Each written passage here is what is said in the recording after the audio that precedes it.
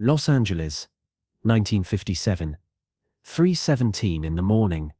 A black Cadillac idles across the street from a Spanish-style bungalow in West Hollywood. The engine is off. The windows are up. Inside, a man in a dark suit sits motionless behind the wheel. His face obscured by shadow and the faint glow of a street lamp. 2 houses down. He's been there for 4 hours. He will be there tomorrow night. And the night after that. Inside the bungalow, a single light burns in the upstairs window. The curtain shifts. A silhouette appears. Blonde hair. A slender frame, wrapped in something white. She stands there for a long moment. Looking down at the car. She knows he's there. She always knows. Fade to black. But to understand this night, we must go back. Hollywood in the mid-1950s is a factory. It manufactures dreams. And it manufactures the people who sell them. Marilyn Monroe is both product and prisoner. A woman whose face has become a currency, whose body has been appraised by millions, whose laughter echoes through darkened theaters, while she sits alone in rooms that smell of cold cream and bourbon. By 1955 she is no longer just an actress. She is an industry, a brand, a myth constructed from flashbulbs and studio contracts, and the desperate hunger of men who will never know her name, but believe they own her smile. She lives in a world of marble floors and unlisted phone numbers, of limousines with tinted windows, and hotel suites booked under false names. She is watched, always watched, by photographers, by producers, by the faceless machinery of fame that feeds on her and calls it devotion.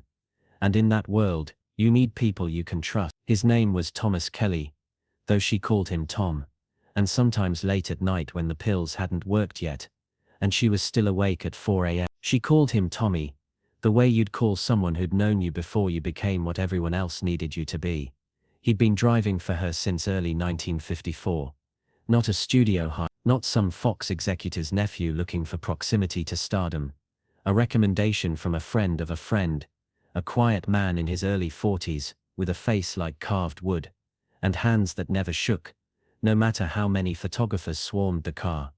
Tom didn't talk much. That's what she liked about him first. He'd pick her up at 9 a.m. for a 10 a.m. call time. Always 15 minutes early. Always in a freshly waxed Cadillac that smelled faintly of leather polish and nothing else. No cologne. No cigarettes. No attempt to fill the silence with kind of small talk that made her feel like she was performing even in the back seat of her own car.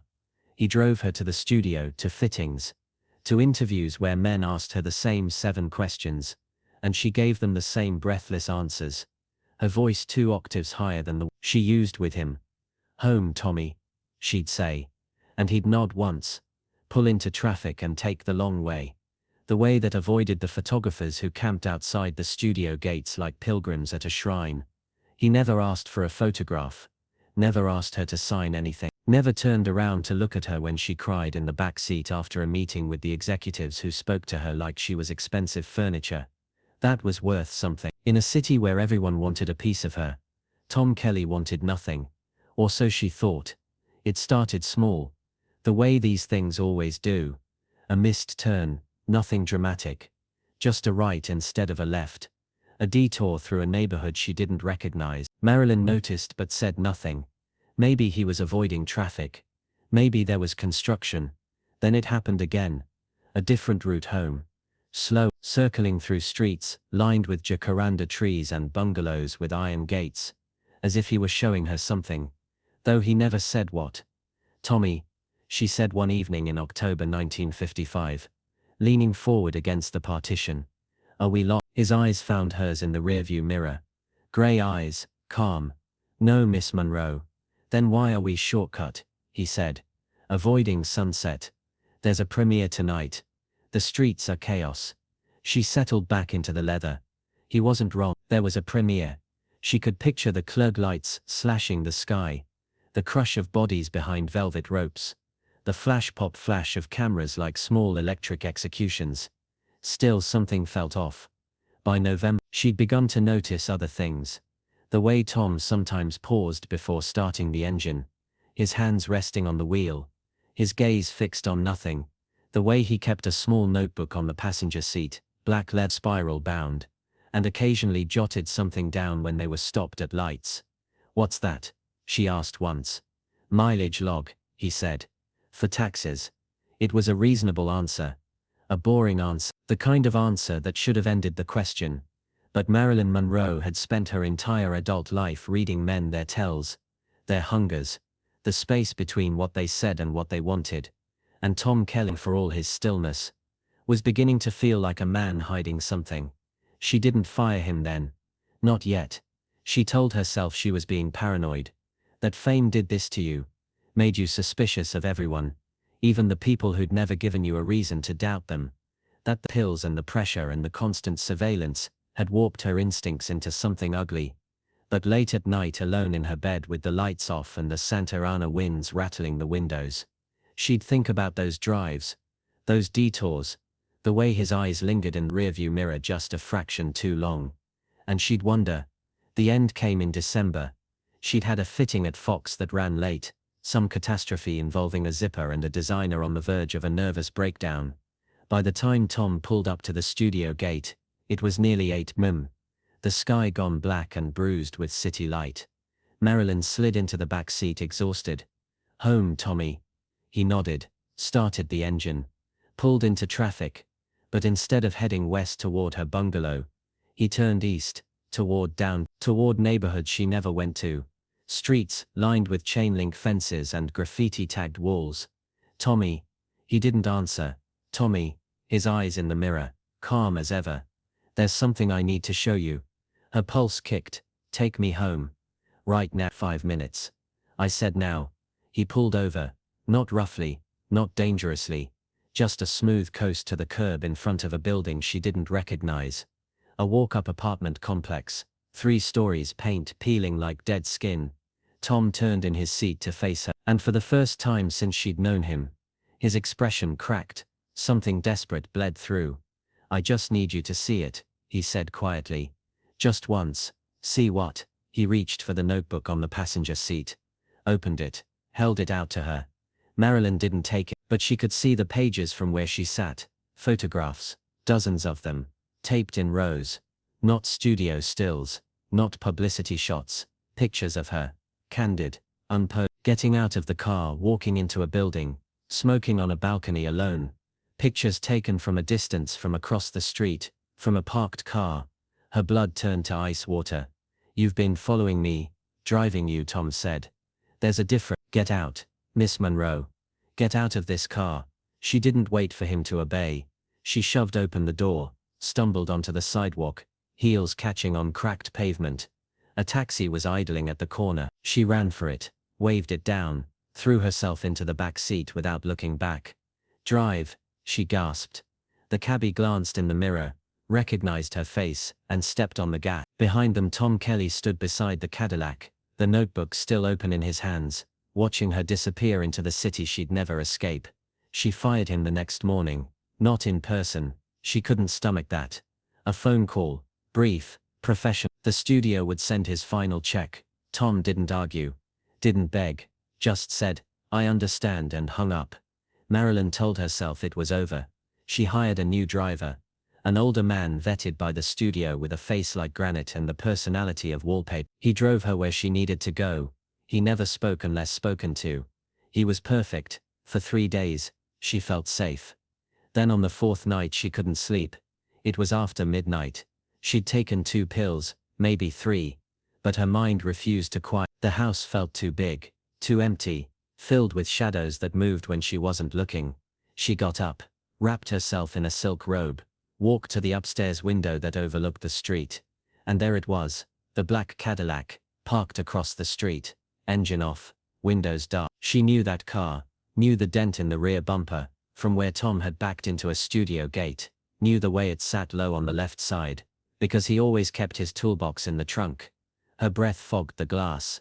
He was inside. She couldn't see him, couldn't see anything through the windshield, but she knew, the way you know when someone is watching you in a crowded room.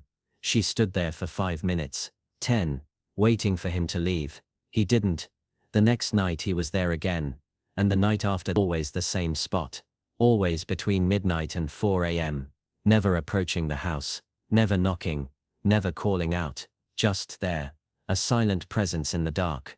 Marilyn didn't tell anyone, not the studio, not her friend, not the new driver, who had no idea that every morning, when he picked her up, she scanned the street for a black Cadillac that was never there in daylight, because what would she say?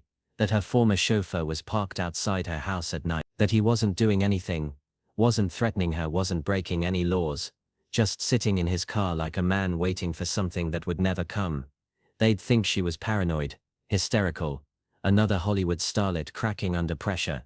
So she said nothing. But every night she went to the window, and every night he was there. By January 1956, the fear had curdled into something else, something she didn't have a name for. She started timing him. He'd arrive around 12:30, stay until 3, sometimes 4, then drive away just before dawn, when the sky turned the color of old bruises. She began to wonder what he did during those hours. Did he listen to the radio, read, sleep, or did he just sit there in the dark, staring at her house, waiting for her shadow to cross a window so he'd know she was awake too?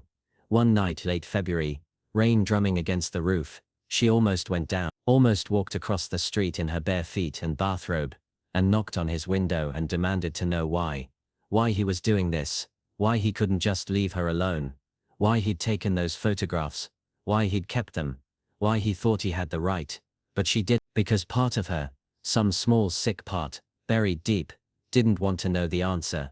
What if it was worse than she imagined? What if it was something she couldn't unhear? Or worse, what if it was nothing? What if Tom Kelly had no grand explanation, no tragic backstory, no reason at all except that he was a lonely man, who'd spent a year driving the most famous woman in the world, and couldn't let go? That thought terrified her more than anything. March brought a new wrinkle. She'd started seeing someone, a writer, younger than her, sweet in a way that felt dangerous, because she knew it wouldn't last. They spent evenings at her place, drinking wine, talking about books she pretended to have read. One night he stayed late, past midnight. They were on the couch, his hand on her knee, when Marilyn glanced toward the window. The Cadillac was there. Her stomach dropped. "What's wrong?" the writer asked. "Nothing," she said quickly. Too quickly. "Just thought I heard something." But she couldn't focus after, couldn't listen to his stories, couldn't laugh at his jokes. All she could think about was Tom sitting out there in the dark, watching the house, knowing she wasn't alone. The writer left around 2 a.m. Marilyn walked him to the door, kissed him goodbye, watched him drive away. Then she went upstairs. The Cadillac was still there. She stood at the window for a long time, her reflection ghostly in the glass.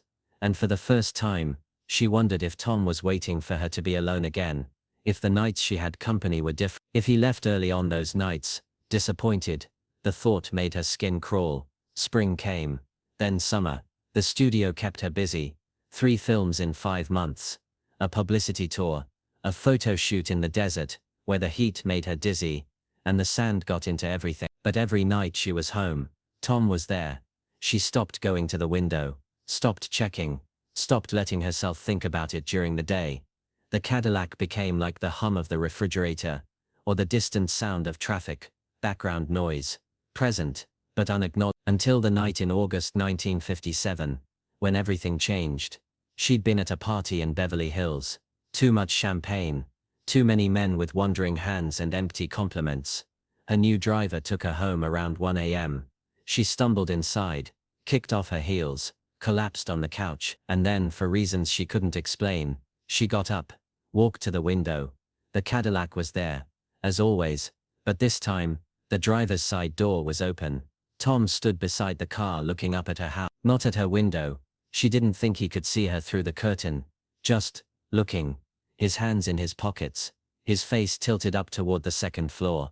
Marilyn's heart hammered, and then Tom did something she'd never seen him do before. He raised one hand, slow, deliberate, and pressed it against his chest, over his heart, held it there for a long moment. Then he got back into the car, closed the door, drove away. She didn't sleep that night, just sat on the couch in the dark, replaying that gesture over and over in her mind. The hand over the heart. Was it a goodbye, a declaration, an apology, or something else entirely?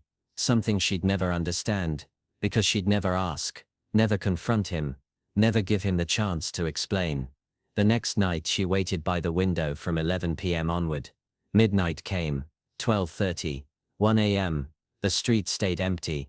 He didn't come, not that night, not the night after, not ever again. Tom Kelly disappeared from her life as quietly as he'd entered it. No phone call, no letter, no final visit to say what he'd been too afraid, or too broken to say all those nights he'd sat outside her house. Marilyn told herself she should feel relieved. Instead, she felt haunted, because now, every time she looked out that window, she saw the space where the Cadillac used to be, the absence more present than the presence had ever been. And late at night when the pills didn't work and the house was too quiet, she'd wonder, had Tom been protecting her, or had he been waiting for permission to stop? In Hollywood, some secrets stay buried in studio vaults, others sit parked across the street at 3 in the morning, waiting for a light to go on in an upstairs window. Marilyn Monroe never spoke about Tom Kelly again, not to friends, not to lovers, not to the police when years later they asked about the men in her life. But sometimes, on sleepless nights, when the city felt too close and the future too uncertain, she'd walk to that window and look down at the empty street, and she'd wonder if he was out there somewhere, in another car, on another block, still watching, still waiting, still believing that one night she might finally come down and ask him why. Fade to black.